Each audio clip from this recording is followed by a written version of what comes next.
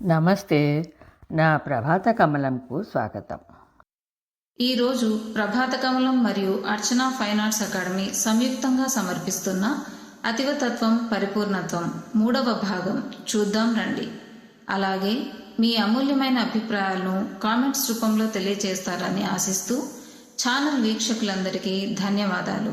మరి ఇక చూసేద్దాం అతివతత్వం పరిపూర్ణత్వం 3వ భాగం. హలో అండి, అందరికీ నమస్కారం. నేను ఉమాభారతి. ఈరోజు అతివతత్వం పరిపూర్ణత్వంలో 3వ అంశం. అతివతత్వానికి ఎన్నో కోణాలు, వాటిల్లో వీరత్వం ఒకటి.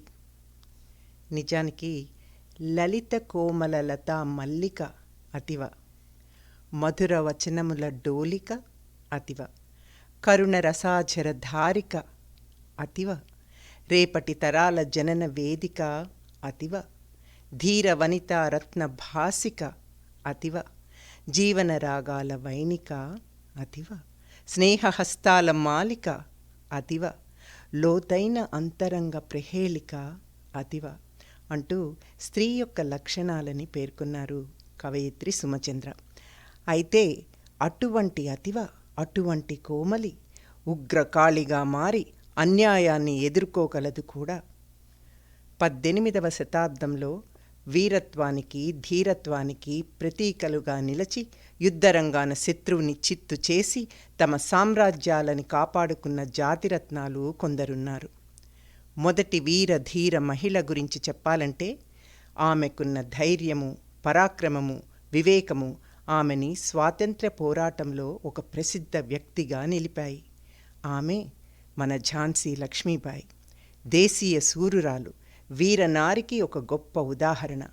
భారత దేశీయ సేనలో మొదటి మహిళా సమూహమునకు ఆమె పేరే పెట్టి గౌరవించుకున్నారు. అసమాన మహిళ గురించి ఎంఎస్వి గంగరాజు గారి ఈ కవిత. అభినతింతును నిన్ను అసమాన దేవిగా, దేవి సరోజిని ధీర నారి, సాటిలేని పటిమ స్వాతంత్ర సమరాన నీవు చూపిన తీరు నిక్కమమ్మ, నీదు వాగ్దీప్తియే నింపే నమ్మరో స్ఫూర్తి, తిరుగుబాటును సల్ప దేశ ప్రజకు, జాతీయ కాంగ్రెస్సు ఖ్యాతి నొందెను తల్లి, తొలిదొల్త మహిళగా మలచి నిన్ను, జైలు జీవితమ్ము జై జై ధ్వనమ్ముతో గడిపి వచ్చినట్టి పిడుగువీవు, గాంధీ గారి నుండి గడను గైకొని సాధ్వి, సమర భేరి గరిమ చాటినావు అంటూ సరోజినీదేవి నాయుడు గురించి మనము గొప్పగా కీర్తించవచ్చు. ఇక ఇప్పుడు అతివతత్వంలోని మరో కోణం పోరాట పటిమ. స్త్రీ యొక్క మనుగడ గురించిన ఈ ప్రస్తావన తప్పనిసరి. సామాజిక దురాచారాల వల్ల దుర్భర పరిస్థితులను ఎదుర్కొంటూ తరాలుగా మహిళ అవిరళ పోరాటం సాగించింది. సమాజానికి శ్రేయస్కరం కాని సతీ సహగమనం, కన్యాశుల్కం, వర విక్రయం, పరువు హత్యలు ఇటువంటి దురాచారాలని రూపుమాపేందుకు ఎందరో మహానుభావులు అకుంఠిత దీక్షతో పోరాటం సాగించారు కూడా. ఇటువంటి సంస్కృతి యొక్క నిర్మూలన విషయానికి వస్తే, సతీ సహగమనం పేరుతో భర్త శవంతో పాటు మహిళని దహించడాన్ని రూపుమాపిన మాలవ్య అనే మహనీయుడికి, సంఘంతో పోరాడి వితంతు మహిళల జీవితాలని చక్కదిద్దిన కందుకూరికి, కన్యాశుల్కాన్ని వ్యతిరేకించి గెలిచిన మహిమాన్వితుడు గురజాడకు, వరకట్న ధిక్కార క్రియగా వరవిక్రయం వలదు అనే నాటక ప్రదర్శనలతో ఊరూరా చాటి స్త్రీ పురుషుల మనస్సులను మార్చి ఫలింపజేసిన ప్రతిభాశాలి కాళ్లకూరికి, అనుసరించిన ఎందరెందరో ఆదర్శమూర్తులకు అగణిత సాష్టాంగ వందన నీరాజనాలు అర్పించాలి. అయితే ఎందరు ఎన్ని రకాలుగా సేవలందించినా, ఎన్నెన్ని ప్రభంజనాలు సాగించినా, మగువలపై దౌర్జన్యాలను, హింసలను ఈ రోజుకి అంతం చేయలేని దుస్థితి, కృపాంత కరుణలేమి.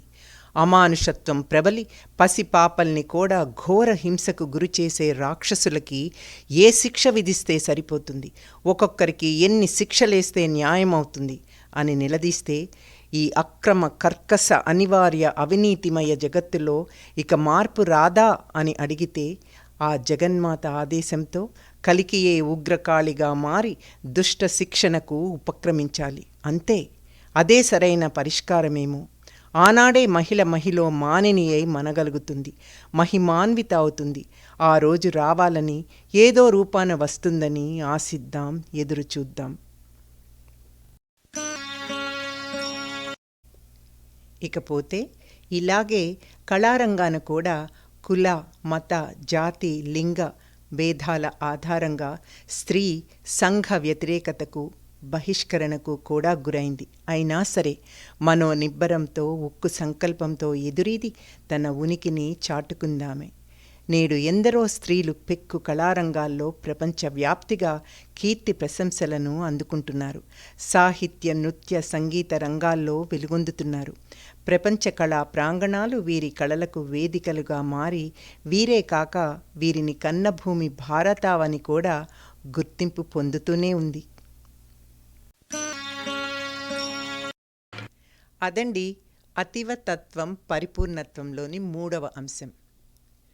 వీరత్వానికి, ధీరత్వానికి, పోరాట పటిమకి అతివ ప్రతీకగా నిలుస్తుంది అని చెబుతున్న అంశం. మీకు ఇది నచ్చినట్టయితే లైక్ చేయండి, కామెంట్ పెట్టండి. మరో అంశంతో మీ ముందుకు వస్తాను. అంతవరకు నమస్తే.